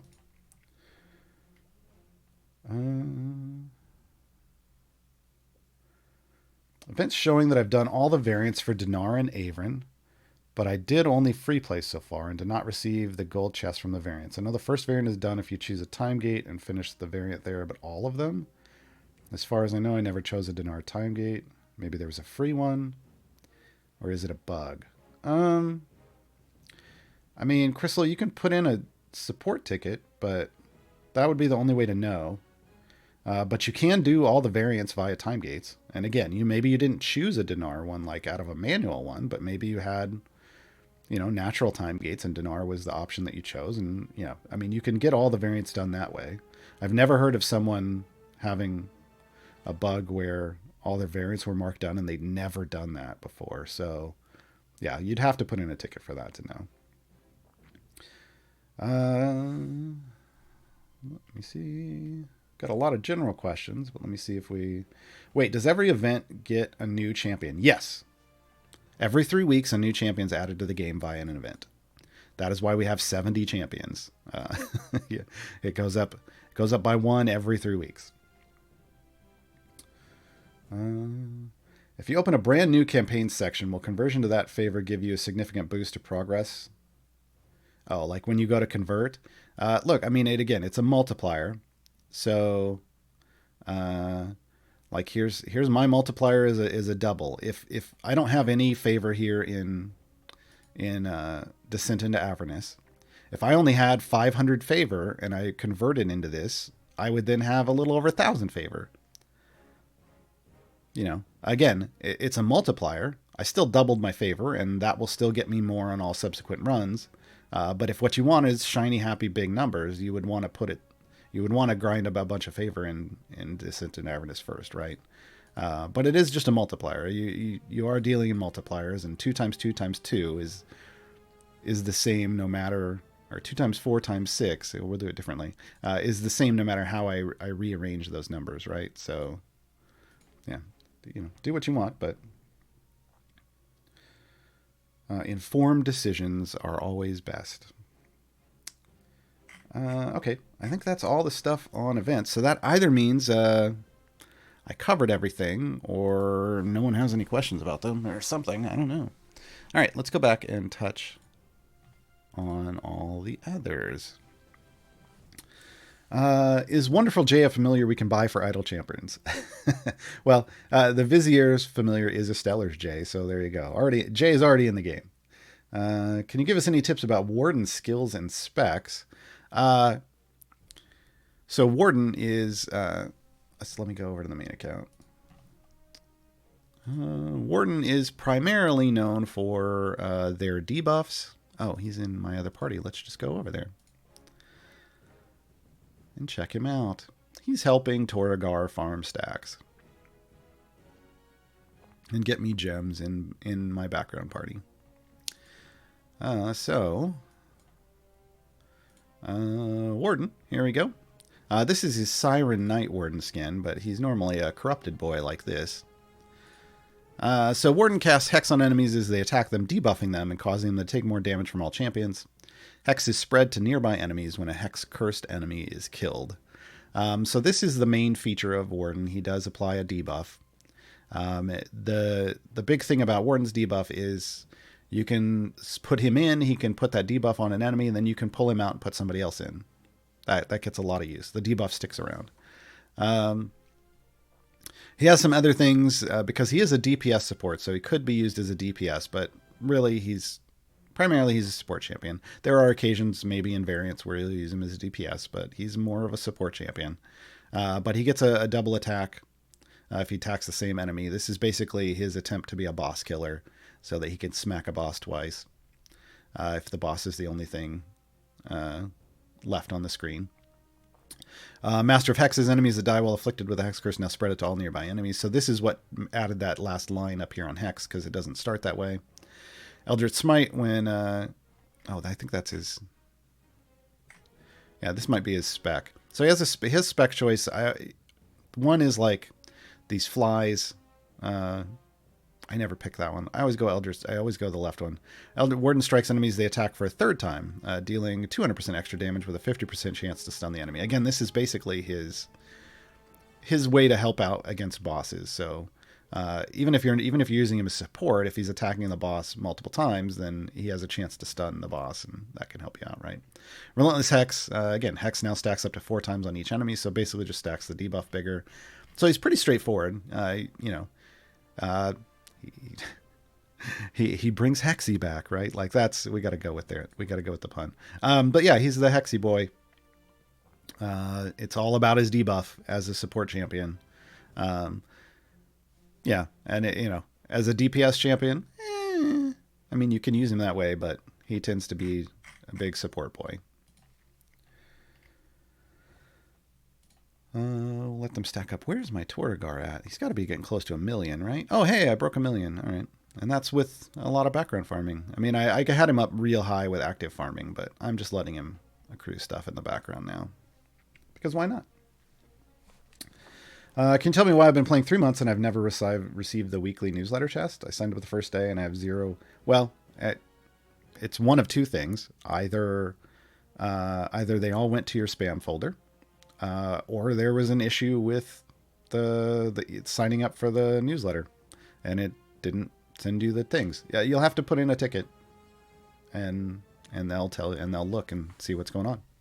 They'll tell you if it got sent out or not, or well, I don't know if they'll tell you that. I don't know if they have that information, but they'll be able to make sure you're on the list at least, so you get them going forward. But yeah, spam folder is usually where a lot of it goes for people. But then I know there have been issues, like if you don't sign up, you sign up for the newsletter in the game, folks. Like, come in here and sign up for the newsletter. You get hits right away, and then you get weekly chest codes in your email.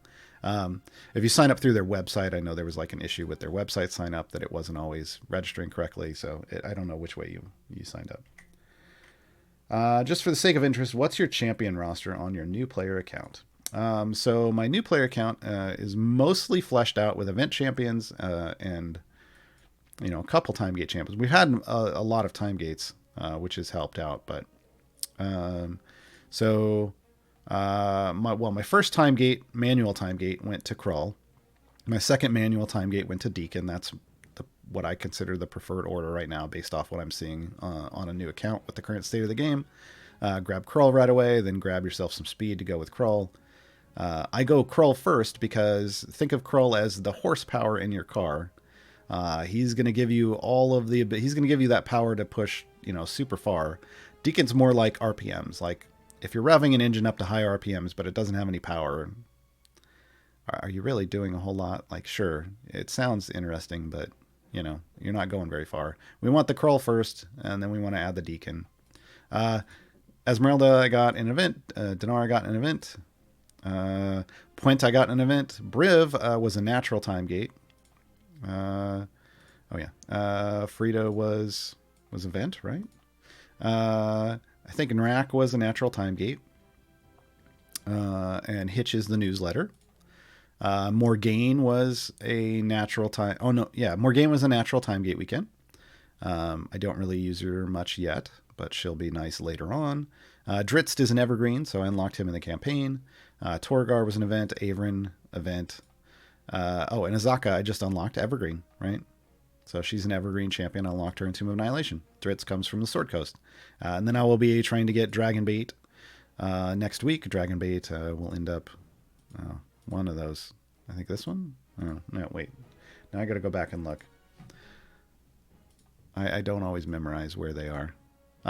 11. So he'll be another swap with Averin. So that's not necessarily going to help me out on my Modron path, but he'll get me there.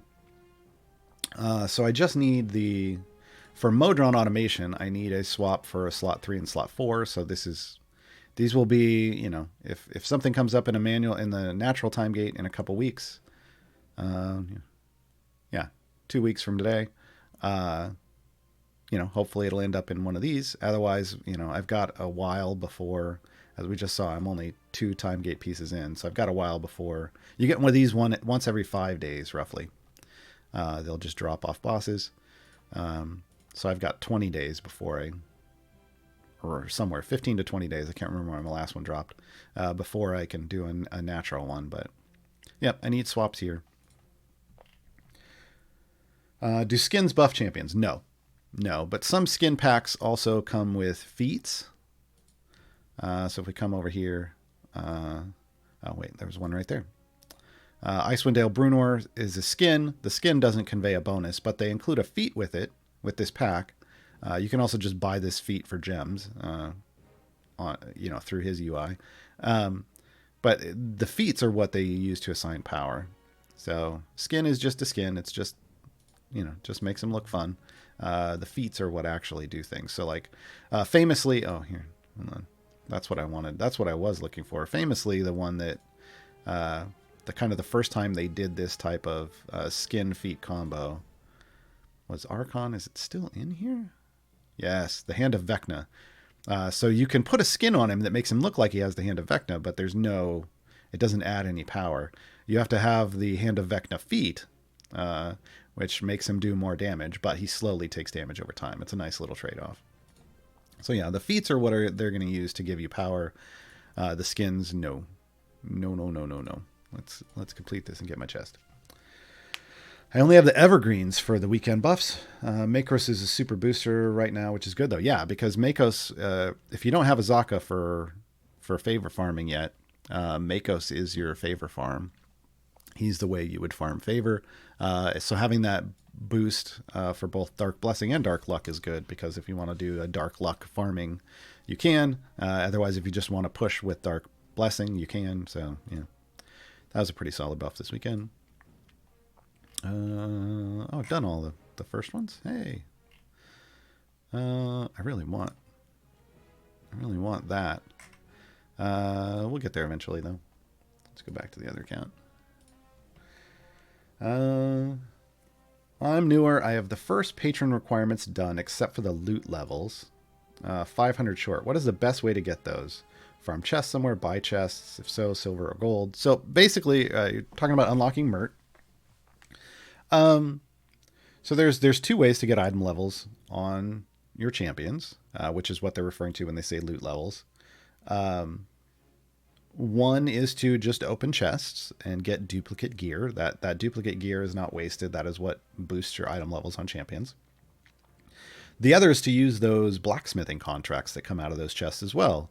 Blacksmithing contracts, depending on their size, give boosts to item levels, so you can boost up specific champions. However, you don't want to use blacksmithing contracts on core and evergreen champions, because they will get tons and tons of item levels over time just by existing.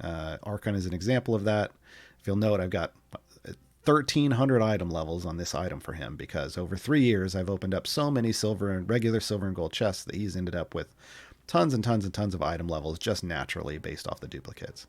Whereas someone like Beetle and Grim, they bounce around in fairly low levels, because all of their gears just come from, all of their item levels came from either, while I was opening up their chests from an event or a patron, or pumping them up with some blacksmithing contracts to get them to my floor, the average item level 80 floor that I like to get champions to. So you can do those things.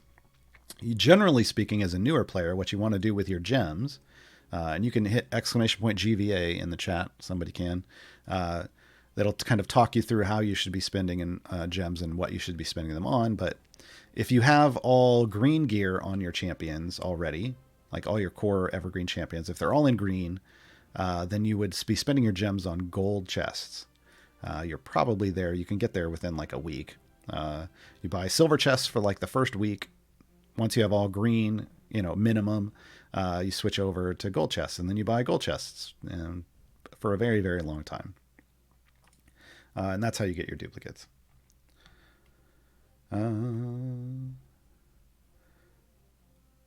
What should I go for first, Krull or the cube? I don't know what the cube is, but Krull. The answer is always Krull. Krull should always be the first manual, like the first manual time gate champion you get, or if he shows up in a natural time gate for you right off the bat, Krull. The answer is just Krull. He's mathematically broken. His numbers do just outrageous things. So pick him up right, and he's super easy to use. That almost makes it all worse because he doesn't care where you put him in a formation. You know, as long as he's not the tank, he doesn't even need gear to do crazy things. So get him in a time gate, even if your gear is garbage, he's gonna do outrageous stuff for you. Yeah, Krull.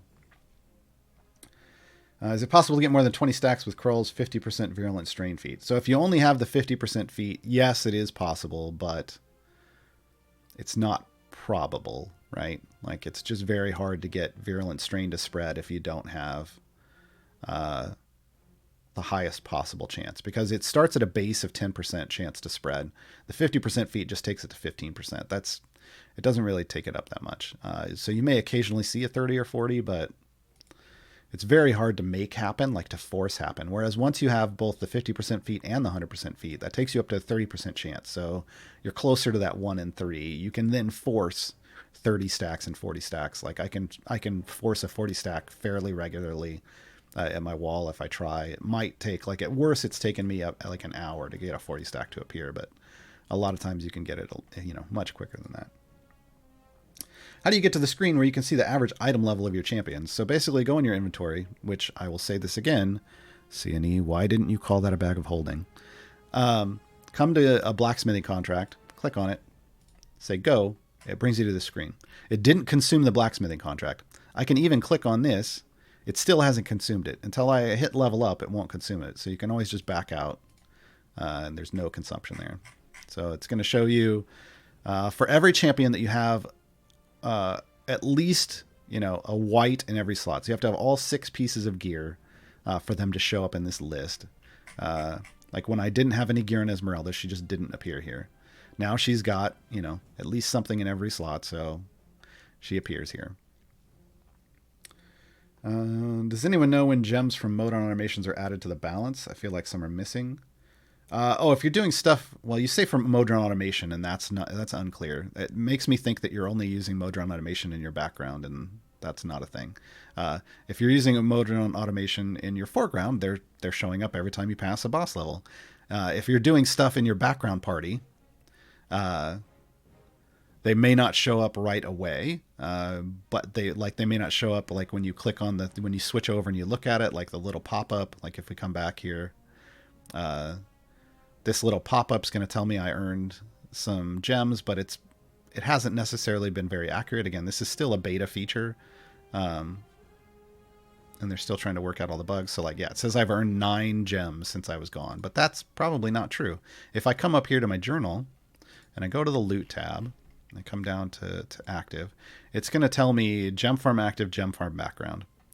So active is this group. 9 is just what I earned on the last boss. But if I look back, I earned 7 from the boss before that, and I earned 6 from the boss before that. So they're all accruing, but for whatever reason, it's not putting that total correctly. When you switch over, you're getting them. You can see them in your journal. The most confusing champion for me is Grim and Beetle and Grim. Can you do a quick Beetle and Grim for dummies? Sort of. So we hop over. The big thing about Beetle and Grim is they are 2 champions in one. Let me turn that off. So you only see one at a time, but they have an ultimate that you get really quickly. It's their level 10 tag team. And you hit it and it swaps in between them. And they have a little feature that happens with the ultimate depending on who you're swapping from and to. And then they have stuff that goes on with them as you swap them around. But if we look at this, it's going to list out kind of what happens for each champion under the buff, so you can always read through. So if you have Beetle out, who is the other one, this is Grim. Beetle increases damage of champions within 2 slots of him.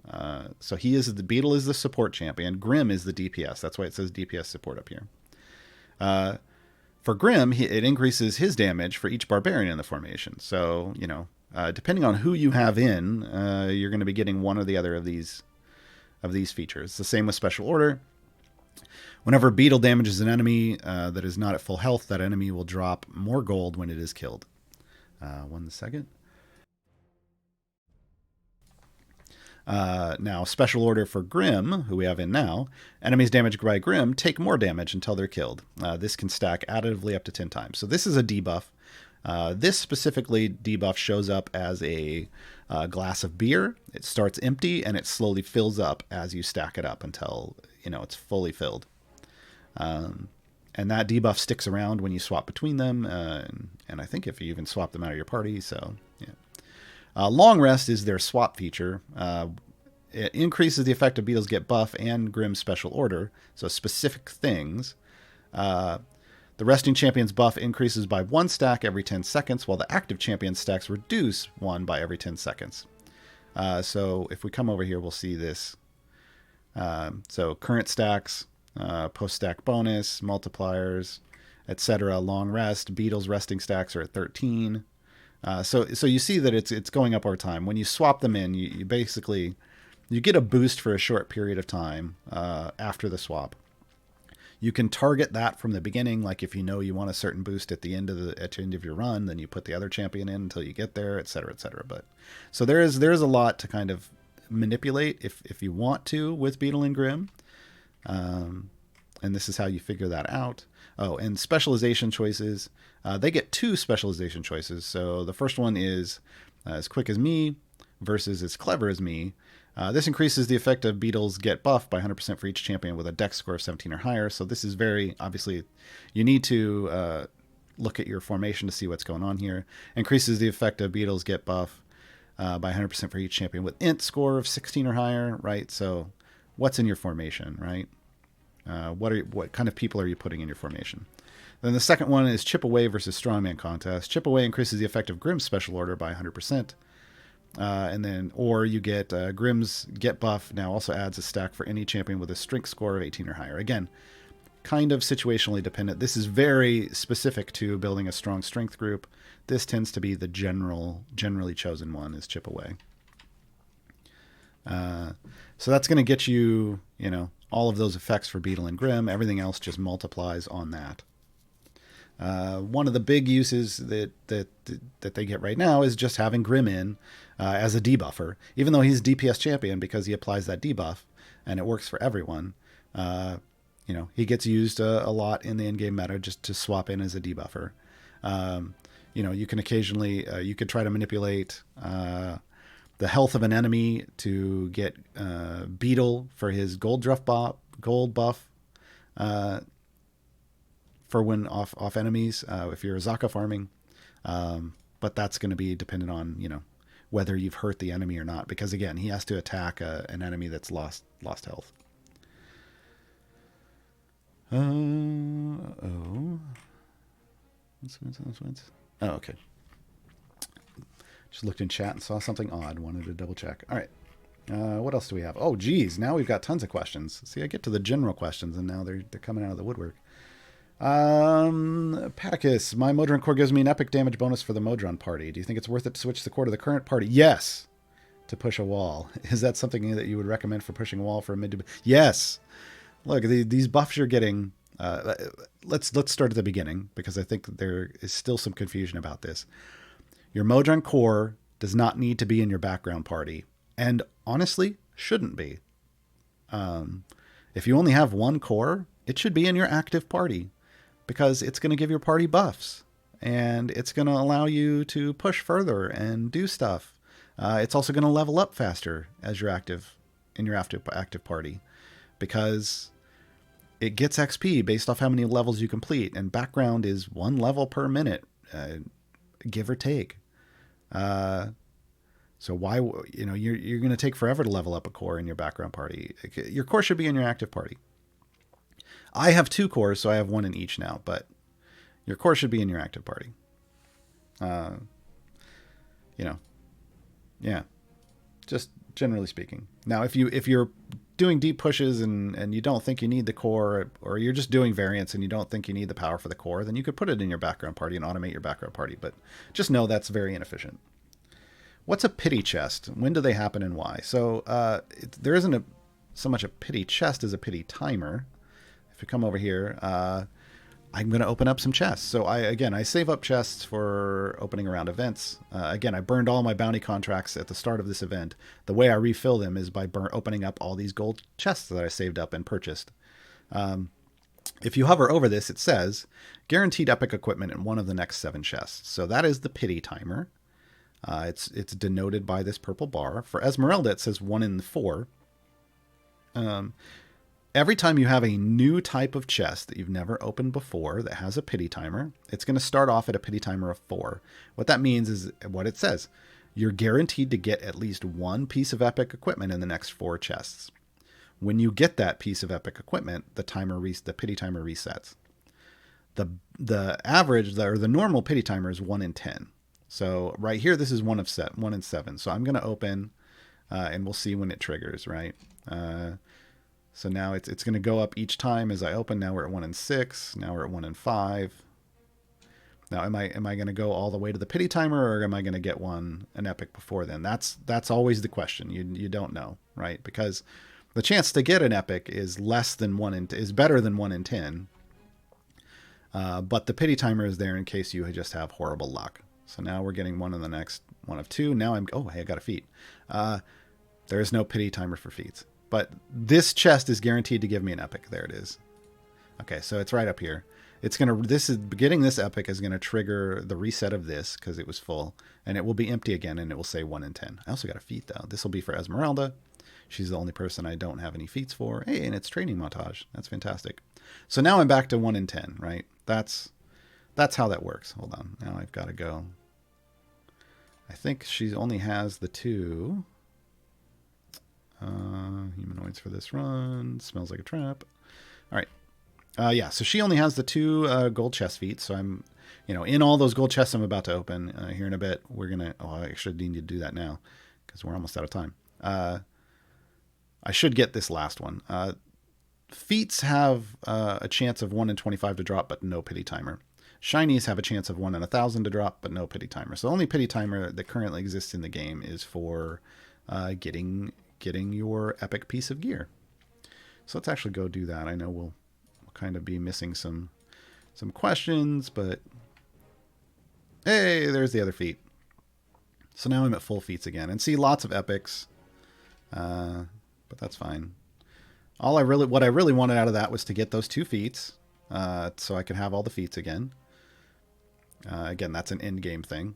I know I have them all, so I don't mind. And now what I'm doing is just restocking all of my bounty contracts. So all of the rest of these literally only exist to either potentially get me a shiny. That would be nice. I'm only missing 1 on my Evergreen Champions game. Come on.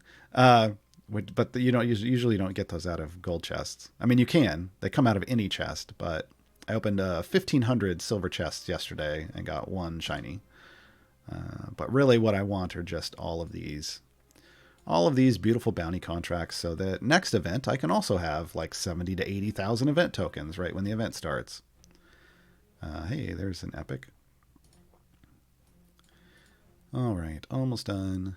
And then I'll try to answer a couple more questions. We only have about 7 minutes left though. Keep in mind, I also stream on my own channel twice a week. So on Tuesdays at noon Pacific, we do an hour of idle chatter about idle champions, where we talk about whatever news is going on in the game that week, and answer questions and do whatever there. And then on Thursdays, we do the Gaarawarr Challenge on my stream, 10 a.m. Pacific, where I play on that new player account I've been showing off. And next week is a big one. Next week is trying to unlock Dragon Bait. Was Avron the only champion that awarded a skin in the event? I was already done with Dinar. No, it's Dinar and Avron, both. Yeah. Do you have your tour to 2.5 million yet? Nope. 1 million. It's just not, I haven't found it worth it for me to, he can sit back in my background party just fine. Somebody's got to be back there. I don't like using familiars for that. I just use champions for that. I find I get better progress that way, and I can use my familiars for other things. So I throw him back there and I let him farm it up slowly. I'm in no rush. Does favor increase in an event boost when using multi-party? If I have a background formation running while the foreground completes several plays, does the favor gold find increase, then jump onto the background party?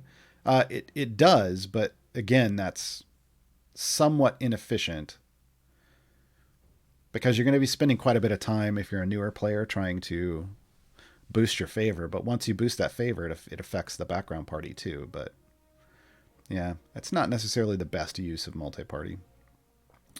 Speaking of backgrounds, you moved your camera again. Oh, I did a couple weeks ago, like a week and a half ago when I redid my whole setup. So it's right in front of me now. Is the newsletter supposed to contain codes because I get them, but it says they arrive when I open the game. There's no code. Oh, it depends on what console you're on or what platform you're on. So it's like, I think consoles and tablets, maybe you just get it automatically as long as like in game. PC, like whether you're on Steam or WebGL, you get a code in your email.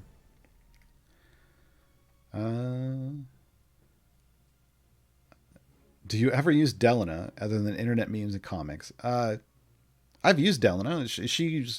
She's in a better place now than she has been in the past. But I only use her if it's like a specific variant or if I just want to be like, hey, look, see, you can do things with Delana. She's just being a long-running meme in the community because she was the first champion to have a swap. Like to have a swap. She, when the game came out, there were 12 basic champions, and the only swap that arrived like right away was Hitch, and Hitch just so much better than Delana, like in general across the board for everything that was happening at the start of the game. That Delana just was forever benched, like basically from launch. So she became a meme. If you reach soft cap inside an event, is it worth it to push even further for favor, or should I move on to the main campaign? Again, it's going to depend on where you think your actual favor wall is. I've reached soft cap. I have E28 favor, but I know I can get into the E40s. So yes, I'm going to keep depushing. Wait, does C&E games stand for core and evergreen? Nice. No, it does not. Any idea what the best way to get Esmeralda's Master Trickster achievement to hit 1,000 enemies with her ultimate? It seems like quite a grind. It's not 1,000 enemies. It's to have her ultimate land on a cumulative total of 1,000 debuffs. So ultimately, it's just use her. Use her. You don't necessarily have to rush it unless you just want to use her and throw on your bench. I've gotten 78 without even really trying.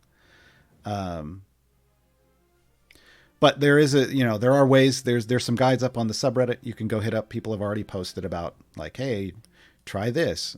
So like Havilar's someone they like because Havilar's got a stacking slow debuff with her ultimate that you can just increase forever and ever. So having Havi in your party's good.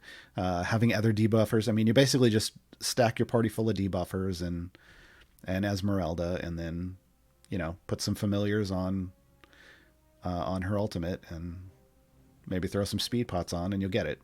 Otherwise, just use Esmeralda in your team and you'll get it. Do item levels ever cap or stop going up? Yes, there are certain items that will cap your cooldown, ultimate cooldown reduction item, which is slot 6. If that champion has an ultimate cooldown reduction item, caps at 75% reduction. So like Brunor's is normally a 1 minute cooldown, and at 75% reduction, he's at 15 seconds. It's always going to be 75%. What that works out to on an item, though, is like, this one's pretty close. I think 500 and something, 503 or 4 or 5 for a regular epic, which I'm, nowhere near on Benwin. And then like 252-ish for a shiny epic. There are no golden epics for ultimate cooldown reduction timers. But there are occasionally other items like Sentry's slot 3 where they have a cap because their effect is capped. So you just have to, but it caps the same way. It's like 500. It's always balanced the same way. So like 500 for an epic, 500-ish, 250-ish for a shiny epic or a golden epic. Like it's basically going to cap out at whatever the power rating is. Whatever the power rating is it's capped. Like Sentry's is capping at a percent chance to trigger. So it's 100%, even though it says 101.3, this caps. Whereas like Melf's doesn't cap. His goes up into the hundreds of percent, right? So it's just on a per champion basis. And we're out of time, folks. We didn't get to all the questions. There's There's some left over, unfortunately, but we had a lot to go over today. So thank you for hanging out. If you have more questions, and like I said, you can come hang out with me on Tuesdays and Thursdays on my channel. That would be nice. Otherwise, I will be, back on Friday for Gaarawarr's Guide to Everything, where you can just ask all the kinds of questions right from the get-go. And then next week we have another Gaarawarr's Guide deep dive. Hold on. Do I know what it is yet? I think I know what it is. What are we doing? Oh, I'm not going to tell anyone yet. I'll talk about it in the Discord. Find me there. Head over to the Idle Champions Discord, discord.gg/idlechampions. Bye, everybody.